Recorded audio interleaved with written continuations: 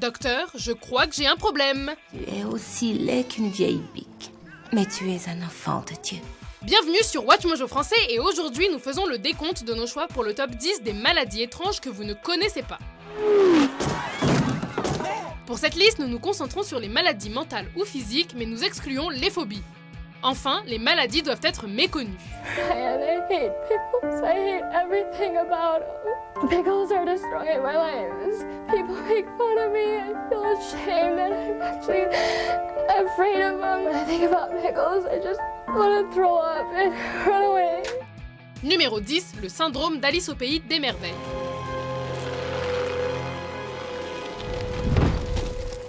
Selon le psychiatre John Todd, le syndrome d'Alice au pays des merveilles est un trouble neurologique qui modifie la perception de l'espace, du temps et de soi-même.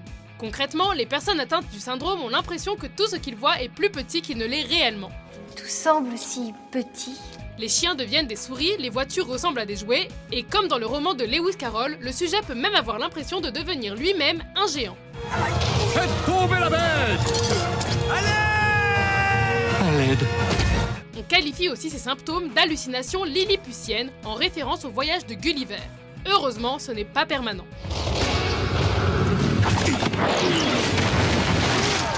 Je suis invincible. Numéro 9, la progéria. That's a big girl. Aussi appelée syndrome de Hutchinson-Gilford, la progéria est une maladie génétique extrêmement rare qui provoque un vieillissement accéléré. Et quand nous disons accéléré, ce n'est pas une exagération. Les victimes du progéria ressemblent déjà à des vieillards lorsqu'ils entrent à la maternelle. Ils perdent leurs cheveux, souffrent d'arthrite et développent des problèmes de cœur très rapidement. C'est d'ailleurs cette maladie qui a inspiré l'étrange histoire de Benjamin Button. Malheureusement, les victimes du progéria ne commencent pas à rajeunir en devenant adolescents. Le vieillissement continue et peu d'entre eux atteignent l'âge adulte.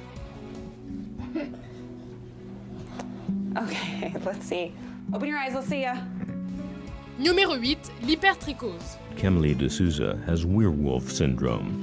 She's covered from head to toe in hair. On l'appelle aussi syndrome du loup-garou. Cette maladie est caractérisée par une pilosité envahissante sur la totalité du corps. C'est une condition très rare mais qui a laissé sa marque dans l'imaginaire. En effet, on croit que le mythe du loup-garou aurait été inventé en réaction à cette maladie.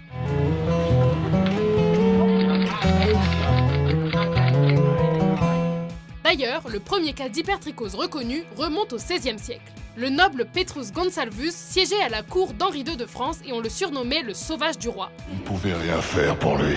On croit même qu'il serait à l'origine d'une autre légende, la Belle et la Bête.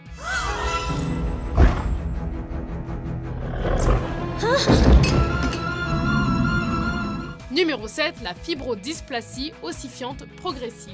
I see here some areas of old bone formation, but they look old. They don't look like new flare-ups at all. C'est l'une des maladies les plus rares et douloureuses que l'on connaît. Aussi appelée maladie de l'homme de pierre, la fibrodysplasie se caractérise par une ossification des muscles et des tendons. Les premiers signes de cette maladie se manifestent dès la naissance.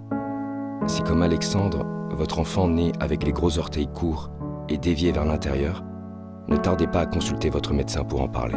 Imaginez, votre corps se transforme graduellement en os jusqu'à ce que vous ne puissiez plus bouger. L'ossification commence en général au niveau du cou, puis descend lentement le long du dos pour finalement atteindre les bras et les jambes. Les muscles cardiaques et la langue sont épargnés, ce qui est d'autant plus terrifiant. Paralysé dans votre corps, vous devenez une véritable statue vivante.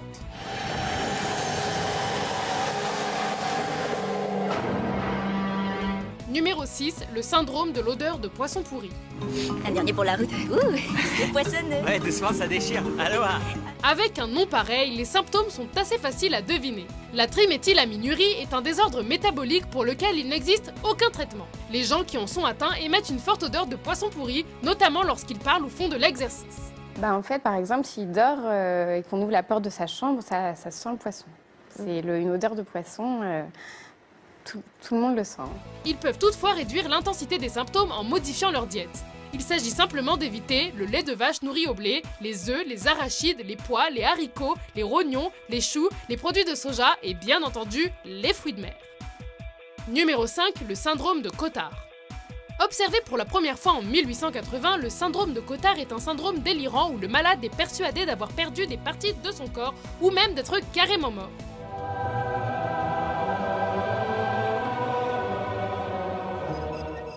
D'ailleurs, les gens atteints du syndrome passent beaucoup de temps dans des cimetières pour être avec les leurs. Un cas célèbre est celui de Per Yngve Wulin, surnommé Dead, chanteur du groupe norvégien Mayhem. Persuadé d'être un cadavre, il s'automutilait, se privait de nourriture, gardait des corbeaux morts et enterrait ses vêtements sous terre pendant des semaines avant les concerts pour sentir l'odeur de mort.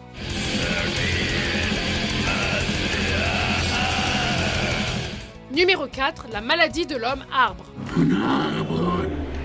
Je ne suis pas un arbre. Ce n'est pas tout à fait ce que vous pensez. Son nom scientifique est l'épidermodysplacée verruciforme.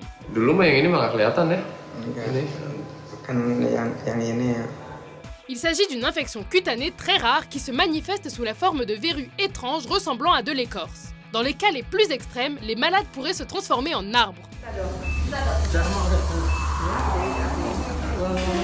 Il n'y a pas de remède à la maladie, mais les verrues peuvent être retirées. Dans le cas du Bangladais Abdul Bajandar, il a fallu 9 médecins opérant simultanément pour retirer les verrues géantes sur sa main droite. Numéro 3, le syndrome d'excitation génitale persistant. For 12 years, she's been living in a permanent state of sexual arousal. Imaginez être constamment excité sexuellement. Sauf que ce n'est pas tout à fait ça. Think of like a bearable, constant pain that never goes away. En fait, les malades atteints du syndrome montrent des signes d'excitation génitale et ce, malgré l'absence de désir ou de stimulation. Ça arrive, t'inquiète pas. On dit même que c'est fait pour ça. De plus, le syndrome dure très longtemps. Vous pourriez passer la journée entière en état d'excitation sexuelle et ce, sans le moindre stimulus. Il n'y a pas de remède connu et le seul traitement recommandé par les médecins est la masturbation. Un orgasme peut effectivement réduire les symptômes, mais pour quelques heures seulement. Tu sais quoi? Ton temps de redémarrage est impressionnant, vieux. Comme au tiercé. Numéro 2, le syndrome de la main étrangère. Elle est attaquée. Lâche! Par sa propre main gauche. C'est une affection neurologique extrêmement rare qui survient habituellement suite à une opération au cerveau. Les gens qui en sont atteints perdent carrément le contrôle d'une de leurs mains. En effet, la main affectée semble agir selon sa propre volonté. C'est une condition particulièrement désagréable, d'autant plus que la main garde sa sensibilité. Par exemple, vous pourriez être en train de cuisiner avec votre main droite et votre main gauche pourrait se plonger dans l'eau bouillante sans préavis. À l'aide! Bien qu'il n'y ait pas de traitement connu, certains médecins recommandent de donner une personnalité à la main capricieuse et de la gronder lorsqu'elle commet des méfaits. C'est comme si ma main était animée d'une vie à elle. Imaginez avoir peur de votre propre corps. Avant de révéler notre premier choix, voici quelques mentions honorables. The story of a little girl trapped in the grip of rejection and despair. En prenant à pleine main des roches brûlantes. Numéro 1, le syndrome de l'autobrasserie. Brassez vous-même votre propre bière à l'intérieur de votre corps.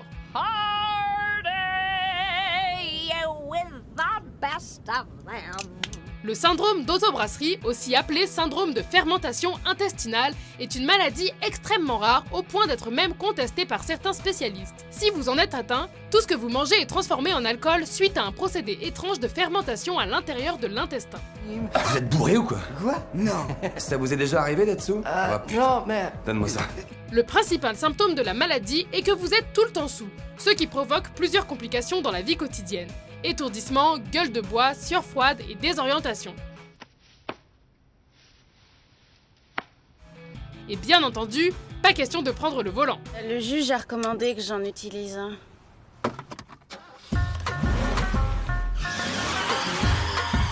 Êtes-vous d'accord avec notre sélection? Bon là, les réactions, souvent ils ont rigolé. Pour plus de top 10 saugrenus publiés chaque semaine, n'oubliez pas de vous abonner à WatchMojo français. J'arrive tout de suite!